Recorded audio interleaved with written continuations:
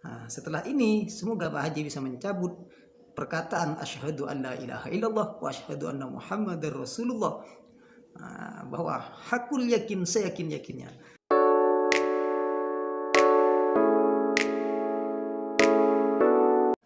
Ya ayyuhalladzina amanu athi'ullaha wa athi'ur rasul wa ulil amri minkum. Fa in tanazza'tum fi syai' farudduhu ila Allahi wa rasul. In kuntum tu'minuna billahi wal yawmil akhir. Dzalika khairu wa ahsanu ta'wila. Artinya, wahai orang-orang beriman, taatilah Allah, taatilah Rasul dan pemimpin-pemimpin kalian. Apabila terdapat perselisihan antara kalian, maka kembalikanlah kepada Allah dan Rasulnya. Itu hal yang baik dan itu adalah jalan keluar yang terbaik untuk kalian. Nah, oleh karena itu mengenai polemik nasab, kita harus kembalikan kepada Al-Quran wal Hadis. Baik, apa yang menjadi perdebatan dari polemik ini? Pertama, mengenai Ahlul Bait. Mari kita lihat dalam Al-Quranul Karim, siapakah Ahlul Bait itu? Apakah arti dari Ahlul Bait? Nah, ini contoh video daripada Pak Haji Rhoma Irama ya. Ini khusus Pak Haji Rhoma Irama. Kalau video ini sampai ya anggap kuliah khusus. Biar tidak hanya mengatakan muhibbin itu terkontaminasi ya. Ini ketika Pak Rhoma Irama membawakan ayat Al-Quran, fa in tanaza'tum fi syai'in farudduhu ila Allahi war Rasul in kuntum tu'minuna billahi wal yawmil akhir. Dzalika khairu wa ahsanu ta'wila. Di sini Pak Rhoma mengartikan bahwa ketika ada polemik nasab seperti nasab Ba'lawi, mari kita kembalikan pada Al-Quran. Coba kita buka Al-Quran. Bagaimana Ahlul Bait dan semacamnya. Ini kata Pak Haji. Begini Pak Haji ya. Untuk fa in tanaza'tum fi syai'in farudduhu ila Allahi war Rasul, artinya bila di antara kita itu berselisih masalah fi syai'in, masalah suatu perkara yang ai fi amri dinikum, tafsirnya ya, di dalam masalah perkara agama, maka kita kembalikan pada Al-Quran dan hadis Pak Haji ya. Sekarang yang kita perselisihkan apanya? Hukum apa yang kita perselisihkan? Ternyata hukum isbat dan batalnya nasab sadeh Ba'lawi. Berarti yang mau kita kembalikan pada Al-Quran dan hadis Pak Haji itu bukan Ba'lawinya yang mau dicari, sehingga mau mengartikan Ahlul Bait dan semacamnya, Al-Qurba, itu pun kemana-mana sampean. Jadi hukum isbat dan batalnya kita kembalikan pada Al-Quran ya. Bukan mari kita kembali pada Al-Quran.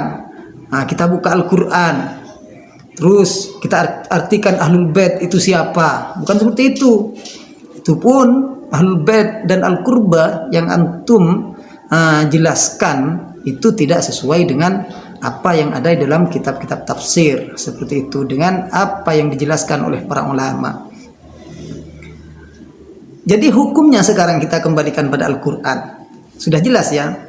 Hukum isbat dan batalnya nasab sadeh Ba'lawi kita kembalikan pada Al-Quran. Karena ini kita berselisih. Seperti itu. Caranya mengembalikan pada Al-Quran Pak Haji sekarang. Kalau sudah jelas ini. Ini sudah jelas. Ini anggap kuliah khusus. Kalau sudah jelas ini Pak Haji ya. Sudah jelas kita temukan bahwa yang harus dikembalikan pada Al-Quran dan hadis hukum isbat dan batalnya nasab sadeh Ba'lawi, maka cara mengembalikan itu ya apa? Ya, bagaimana? Seperti itu. Maka jawabannya laisa liwairil ulama, tidak ada ya bagi selain ulama ma'rifatu kaifiyatir raddih ilal kitab was sunnah. Tidak ada orang yang mengetahui cara mengembalikan pada Al-Quran dan hadis ya, atau mengembalikan pada Al-Quran dan pada Nabi itu kecuali ulama.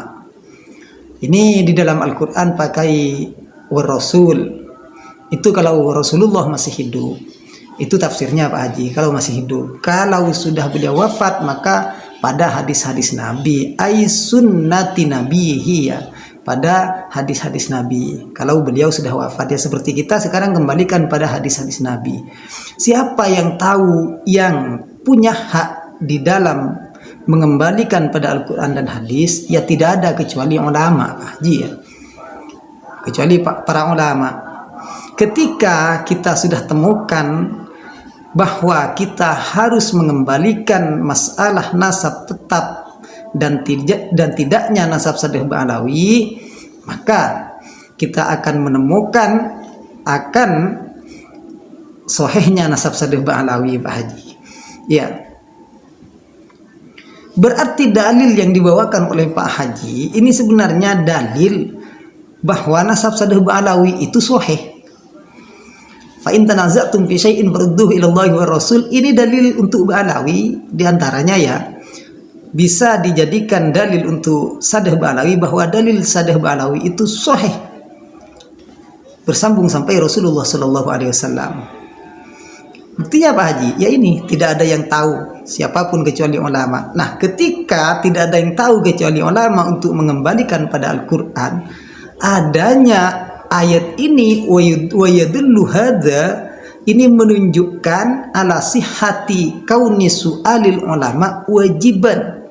Ini menunjukkan bahwa kita ketika berselisih bertanya pada para ulama itu wajib, dan wamtithalu fatwahum laziman, dan mengikuti fatwanya itu juga lazim, sebuah keharusan Pak Haji ya.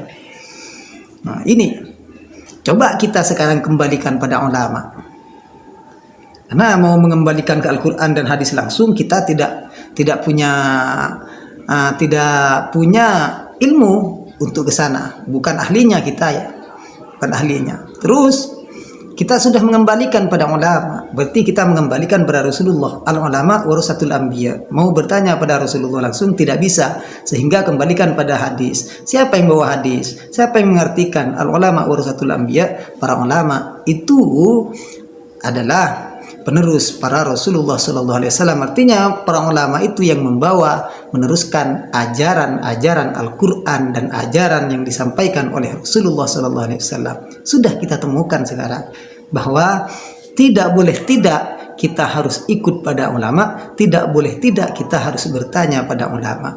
Ketika kita mengembalikan masalah hukum tetap dan tidaknya Sadeh Ba'alawi ini pada ulama, berarti kita harus membuka kitab nasab. Ya, kita harus membuka kitab nasab. Ternyata bil ijma, semua kita membuka kitab Syekh Yusuf An-Nabhani, beliau mengatakan bil ijma, tetap bil ijma. Ada Syekh Ali Jum'ah bil ijma, nasab Sadeh Ba'alawi sahih bil ijma. Kita mengembalikan pada kitab-kitab nasab. Bagaimana cara isbat nasab? Ya jelas, yaitu dengan cara suhra wal istifadah. Sudah jelas, dan itu memang yang difahami oleh Ahlus Sunnah wal Jamaah dan mazhab yang empat. Semua itu mazhab yang empat, tidak ada yang tidak memakai suhra wal istifadah. Ya, kalau sudah suhra wal istifadah semua sepakat ini nasab sahih. Kalau tidak ada mu'aradhah, tidak ada pertentangan dari pihak keluarga dan dari pihak ulama, baik ulama nasab atau selain ulama nasab.